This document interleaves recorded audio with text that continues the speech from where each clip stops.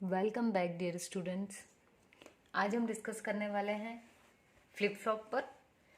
तो flip flop क्या होता है और उसका एक एग्जांपल भी देखेंगे। टाइप्स ऑफ फ्लिप फ्लॉप में हम आज पहला फ्लिप फ्लॉप अपना शुरू करने वाले हैं। तो चलिए सबसे पहले बात करते हैं कि फ्लिप फ्लॉप जो है वो एक सीक्वेंशियल लॉजिक सर्किट होता है। ठीक है। और जैसे हम कंप्यूटर में बात करते हैं कि उसमें मेमोरी होती है और हम उसमें कुछ डेटा को स्टोर करते हैं कंप्यूटर में, राइट। तो जो मेमोरी होती है उसका जो बेसिक यूनिट होती है, मतलब जब हम बात करते हैं कि अपने कंप्यूटर में हम डेटा स्टोर कर रहे हैं और हम ये भी कहते हैं कि जो अपना डेटा होता है वो किस फॉर्म्स में होता है, बिट्स के फॉर्म में। ठीक। तो जो बिट्स के फॉर्म में डेटा है ये क्या करता है, 0 और 1 को स्टोर करता है। तो वही है कि एक जो फ्लिप फ्लॉप है वो बेसिक यूनिट है मेमोरी की, जो क्या करती है, सिंगल बिट को स्टोर करती है। ये यहाँ पर लिखा हुआ भी है, ये आपके नोट्स के भी काम आएंगे। सो सीक्वेंशियल लॉजिक सर्किट होता है फ्लिप फ्लॉप। इसको हम आगे डिस्कस करेंगे कि सीक्वेंशियल लॉजिक सर्किट क्या होता है, बट अभी आपको ये ध्यान रखना है कि ये सिंगल बिट को स्टोर करता है और इसमें भी इसका जो आउटपुट होगा ये कुछ इनपुट लेगा और एक आउटपुट देगा। ठीक है। तो आउटपुट या तो इसका 0 होगा या फिर 1, इसलिए इसको बायस्टेबल डिवाइस भी कहते हैं। ठीक। अब हम बात करते हैं कि ये सिक्वेंशियल सर्किट कह रहे हैं हम फ्लिप फ्लॉप को, तो क्यों कह रहे हैं ऐसे सिक्वेंशियल सर्किट। तो इससे पहले जो देखे थे हमने वो थे अपने कॉम्बिनेशनल लॉजिक सर्किट। उसमें क्या होता था, जो हमारा प्रेजेंट इनपुट होता था उसी पर हमारा प्रेजेंट आउटपुट डिपेंड करता था। बट जो सिक्वेंशियल सर्किट होते हैं इसमें जो अभी हमें आउटपुट मिलने वाला है वो अभी के इनपुट पर तो डिपेंड करेगा ही, प्लस जो हमारा सर्किट है उसका प्रीवियस स्टेट क्या था उस पर भी डिपेंड करेगा। ठीक है। तो जो पिछला आउटपुट था वो भी हम इनपुट की तरह प्रोवाइड करेंगे प्रेजेंट में। तो इसलिए कहते हैं कि ये हमारे प्रेजेंट इनपुट पर तो डिपेंड करेगा ही, प्लस जो प्रीवियस स्टेट था उस पर भी डिपेंड करेगा। ठीक। तो अभी जब हम आगे देखने वाले हैं इसी वीडियो में तो आपको क्लियर हो जाएगी चीज़ें। यदि आपने इस चैनल को सब्सक्राइब नहीं किया है तो आई रियली रिक्वेस्ट यू कि आप इसे ज़रूर से सब्सक्राइब कीजिए। The channel is worth it कि आप उसे सब्सक्राइब करें। और चलिए हम शुरू करते हैं आर एस फ्लिप फ्लॉप को। आर और एस, जहाँ पर आर का मतलब है रीसेट और एस का मतलब है सेट। अब ये आर का मतलब रीसेट तो लिख दिया है, रीसेट का मतलब क्या होता है, आउटपुट में जब हमें 0 मिले तो हम कहते हैं रीसेट। आपने देखा होगा कि हम कई बार अपने मोबाइल फ़ोन्स को भी फैक्ट्री सेटिंग पर रीसेट कर देते हैं, या किसी भी चीज़ को रीसेट करना मतलब उसको इनिशियलाइज करना फिर से। तो यहाँ पर 0 का आना, सेट मतलब कि उसको 1 कर देना। ठीक। तो ये हम ध्यान रखें, सेट रीसेट मतलब 0 और सेट मतलब 1। तो ये फ्लिप फ्लॉप है। इसमें दो इनपुट्स रहेंगे आर और एस। जब हम आर पर वैल्यू 1 रखेंगे मतलब कि हमको आउटपुट में 0 चाहिए, और जब हम एस पर 1 रखेंगे मतलब हमको आउटपुट में 1 चाहिए। ठीक है।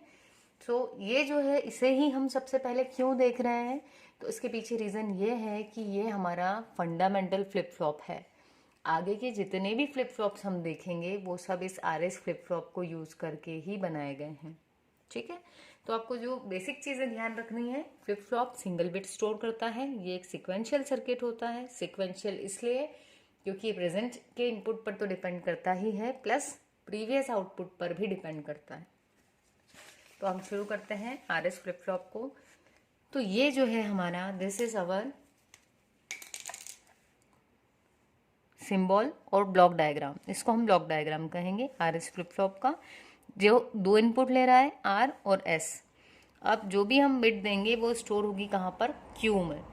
अब ये क्या करता है, जो हमें ध्यान रखना है, दो इनपुट ले रहा है और आउटपुट 2 दे रहा है। ये है क्यू और ये है क्यू बार। इससे पहले के वीडियोस में हम ये चीज़ समझ चुके हैं कि कॉम्प्लीमेंट मतलब क्या होता है। ये जो क्यू बार है ये क्यू का कॉम्प्लीमेंट है, और ये बेसिक प्रिंसिपल है इस फ्लिप फ्लॉप का कि आउटपुट में जब 0 होगा तो क्यू बार 1 होगा, और यदि यहाँ पर 1 है तो ये 0 होगा।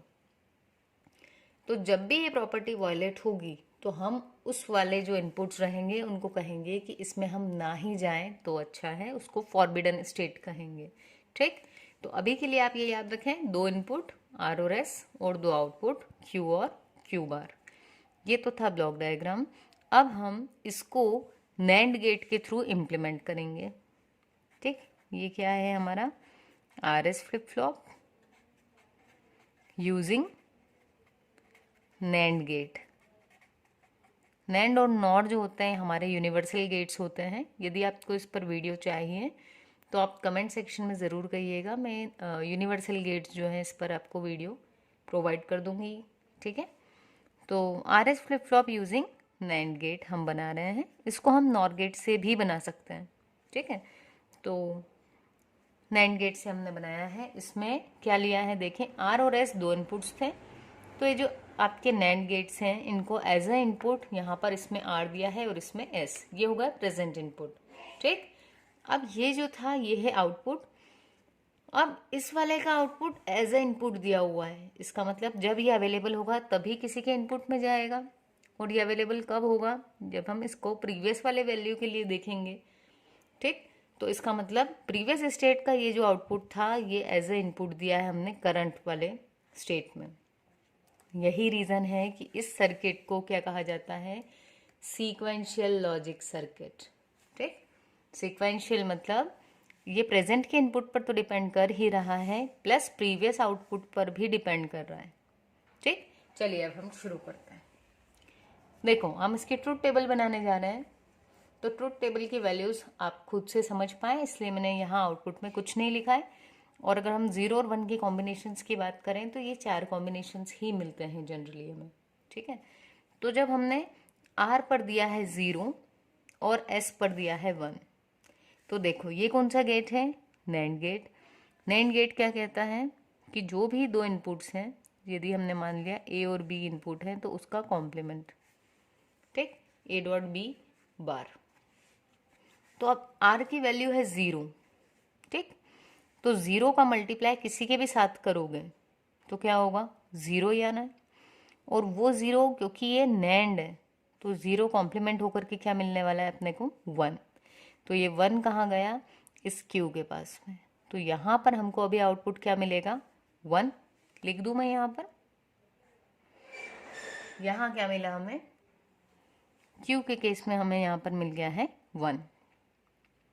ठीक, अब जब ये 1 है, ठीक है, तो ये 1 मिला यहाँ पर और S की वैल्यू क्या थी, ये भी 1 थी।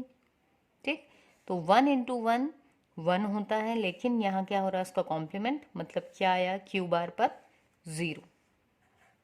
देखें, हम जो प्रॉपर्टी हमने कही थी वो फुलफिल हो रही है, Q की कॉम्प्लीमेंटेड वैल्यू मिल रही है हमें Q बार पर। तो ठीक है, ये वाले स्टेट में कोई प्रॉब्लम नहीं। नेक्स्ट है R में जब 1 दिया और S में दिया 0, तो R में इक्वल्स टू दिया 1 और S में क्या दिया है 0। तो 1 जिसको दिया है उसके साथ तो हम दूसरे पर डिपेंड करते हैं कि यहाँ क्या वैल्यू है, क्योंकि ये NAND गेट है ना। अगर दूसरा 0 हुआ तो ये पूरा 0 हो जाएगा, पर अभी पता नहीं है दूसरा क्या है, तो हम इसको पहले कंसीडर कर लेते हैं क्योंकि यहाँ पर S की वैल्यू क्या दी हुई है, 0। अगर ये 0 है, दूसरा 1 भी हुआ तो भी मल्टीप्लाई का आंसर तो क्या मिलने वाला है, 0, और उसका कॉम्प्लीमेंट क्या हो जाएगा, 1। तो Q बार कितना हो गया, 1। अब ये Q बार इधर गया जब 1 और R की वैल्यू भी 1 थी, 1 इंटू 1 कितना होता है 1, और उसका कॉम्प्लीमेंट यानी क्या हो जाएगा, 0। तो अभी भी यदि हम देखें तो 1 का 0 हुआ और यहाँ पे 0 का 1, यहाँ भी कोई प्रॉब्लम नहीं, आपकी ट्रुथ टेबल सही बन रही है। तो अगर हम चाहें तो यहाँ लिख भी लेते हैं, Q की वैल्यू कितनी आई, 0, और Q बार की वैल्यू आई 1। तो ये जो 1 है ये कहाँ पर जाएगा, नेक्स्ट स्टेट में R की वैल्यू ले ली हमने 1 और S की वैल्यू भी क्या ले ली, 1। यहाँ पर अब हमें डाउट है क्योंकि पहले दूसरा जो 0 हो रहा था हम पहले उसका कैलकुलेट करके आउटपुट ले रहे थे और उसके आउटपुट को दूसरे पे दे रहे थे। ठीक है, लेकिन अभी के केस में क्या हुआ, यहाँ दोनों ही 1 है। तो अब हम किस पर डिपेंड करेंगे, इसका जो पुराना वाला आउटपुट था ना, इसके पहले वाला। तो यहाँ Q की वैल्यू थी 0 और Q बार की थी 1। अब हम इसे कंसीडर किए बिना आगे नहीं बढ़ पाएंगे। तो Q बार की जो वैल्यू थी, देखो यहाँ से इसके पास में गई है इनपुट पर, और ये जो 0 था ये इसके पास आया है। ठीक है, तो अब यदि हम इसको देखें तो 1 इंटू 1 कितना होगा, 1, और जब 1 इंटू 1 का बार किया जाएगा तो 1 इंटू 1 यानी 1 और उसका कॉम्प्लीमेंट हुआ तो क्या मिला 0। ठीक है, लिख लूँ मैं। और यहाँ पर देखें तो 1 का मल्टीप्लाई 0 से तो हो गया 0, लेकिन उसका कॉम्प्लीमेंट, तो 0 का कॉम्प्लीमेंट क्या हो गया 1, तो क्यू बार की वैल्यू हो गई 1। अब यदि मैं इसको देखूं यहाँ पर, इसके जस्ट पहले वाला जो स्टेट था वो भी यही था 0 और ये 1, तो यहाँ पर 0 और 1 लिखने की बजाय हम क्या लिख सकते हैं, हम लिख सकते हैं लास्ट स्टेट। इस पूरे को रिप्लेस करके मैं लिख सकती हूँ यहाँ पर लास्ट स्टेट, मतलब जो भी इससे पहले वाला स्टेट होगा उसके बाद में यदि मैंने इनपुट पर 1 और 1 दिए तो वही स्टेट मेंटेन रहेगा। ठीक है, यदि हम इसके पहले ये दे देते 0 और 1 और यहाँ पे 1 0 आ जाता और फिर हम दे देते आर एस पे 1 1, तो उस केस में उसकी वैल्यू ये वाली आती 1 और 0। ठीक है, तो इसलिए हम यहाँ पर ये फिक्स नहीं करेंगे, ये फिक्स करने की बजाय हम क्या लिख देंगे लास्ट स्टेट। क्लियर है? क्योंकि हमने जो वैल्यूज देकर देखी उसके बाद हमने देखा कि क्यू की वैल्यू अभी भी 0 मिल रही है और क्यू बार की 1। यदि आप एक बार टैली करना चाहें तो आप ये वाला जो स्टेट है ये जस्ट इसके बाद लगाए, मतलब क्यू पर आपको जब 1 मिला हो और क्यू बार पर 0, तब आप वो वाली वैल्यूज़ यहाँ पर 0 और यहाँ 1 रख के देखेंगे जब, तब आप देखेंगे कि आपको आउटपुट में सेम ही वैल्यू मिल रही है, ये वाली। तो यही रीज़न है कि हम 0 और 1 स्पेसिफिक नहीं कर रहे हैं, बल्कि क्या लिख रहे हैं लास्ट स्टेट। ठीक, तो यहाँ पर आप यदि कोई बुक भी देखेंगे तो उसमें आपको यहाँ पर लिखा हुआ मिलेगा लास्ट स्टेट। क्लियर है गाइस? चलिए नेक्स्ट, अब है अपना 0 और 0। यदि हमने आर और एस पर क्या वैल्यूज दे दी, यहाँ भी 0 दे दिया और यहाँ भी 0, तो देखो अगर एक भी 0 है तो आउटपुट नैंड के केस में क्या मिलेगा 1। ये 0 है, यहाँ कुछ भी होगा तो ये इसका मल्टीप्लाई 0 और उसका कॉम्प्लीमेंट क्या हो जाएगा 1। और यहाँ पर भी यदि हम देखें तो एक 0 मिल जाने के बाद दूसरे का हम वेट ही नहीं करते, यहाँ पर भी हमें क्या मिलने वाला है 1। अब 1 और 1 ये तो आपका जो प्रिंसिपल था कि इसकी वैल्यू इसका कॉम्प्लीमेंट होगी, उसको ये फॉलो ही नहीं कर रहा है, दोनों की सेम वैल्यू आ रही है, तो हम इस वाले स्टेट को कहते हैं रेसिंग कंडीशन। ठीक है, जब दोनों ही 1 होने की कोशिश कर रहे हो, लेकिन फाइनली तो क्या होगा, कोई एक ही 1 होगा। ठीक है, क्योंकि दूसरा उसका कॉम्प्लीमेंट होना चाहिए। तो अब क्या हो रहा है यहाँ पर, इस वाले स्टेट को क्योंकि ये प्रॉपर्टी वायलेट कर रहा है आर एस फ्लिप फ्लॉप की, इसलिए हम नहीं चाहेंगे कि आर एस फ्लिप फ्लॉप में कभी भी हम 0 और 0 दें, इसलिए इसको हम कहते हैं फॉरबिडन स्टेट।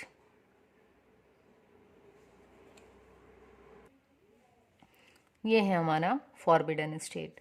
तो ये था हमारा आर एस फ्लिप फ्लॉप, जिसको हमने क्या यूज़ करके बनाया था, नैंड गेट। आप चाहें तो इसको नॉट गेट से भी बना सकते हैं।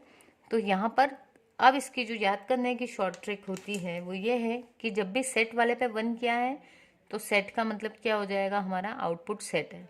ठीक, ये है आपका मेन आउटपुट और ये उसका कॉम्प्लीमेंट। तो हम ये ध्यान रखें, जब सेट 1 है तो आउटपुट में 1, और जब रिसेट 1 है तो आउटपुट में क्या मिलेगा 0, क्योंकि रिसेट का मतलब ही 0 होता है। जब 1 1 है तो जो आपका प्रीवियस स्टेट था लास्ट स्टेट वही मिलेगा, क्यू और क्यू बार की वैल्यू में कोई चेंज नहीं आएगा। ठीक है, नो चेंज। और यदि हमने दोनों पर 0 0 दिया तो फिर ये क्योंकि प्रॉपर्टी को फॉलो नहीं करता, प्रिंसिपल को फॉलो, इसलिए ये हो जाएगा आपका forbidden state. So this was all about R S flip flop. Hope आपको वीडियो समझ में आई होगी। Thank you.